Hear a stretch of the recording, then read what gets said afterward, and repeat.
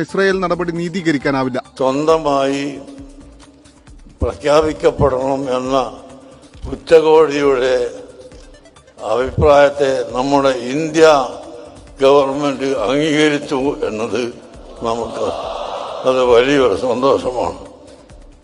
അതുകൊണ്ട് ഇന്ത്യൻ പ്രധാനമന്ത്രിയോടും വിദേശകാര്യമന്ത്രിയോടുമെല്ലാം നമ്മുടെ സന്തോഷം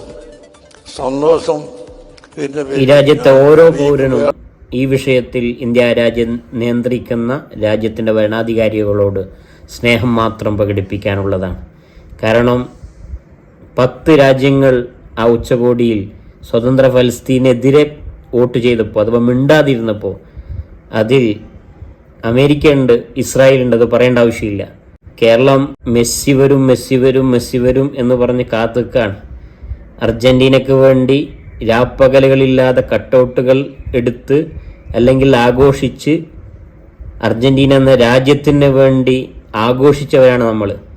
എന്നാൽ കേട്ടോ, ഫലസ്തീനിലെ പിഞ്ചു കുഞ്ഞുങ്ങളെ കഴുത്തറുത്ത് ചോര കുടിക്കാൻ ഞങ്ങൾക്കിഷ്ടമാണെന്ന് പ്രഖ്യാപിക്കുന്നതിൽ അമേരിക്കയും ഇസ്രായേലും കഴിഞ്ഞാൽ ഉണ്ട് നിങ്ങളുടെ രാഷ്ട്രം അർജന്റീന. കേരളത്തിലേക്ക് മെസ്സി വരുമെന്നതിൽ ആഹ്ലാദിച്ച് ആർമാദിച്ച് നിൽക്കുകയാണല്ലോ അല്ലേ?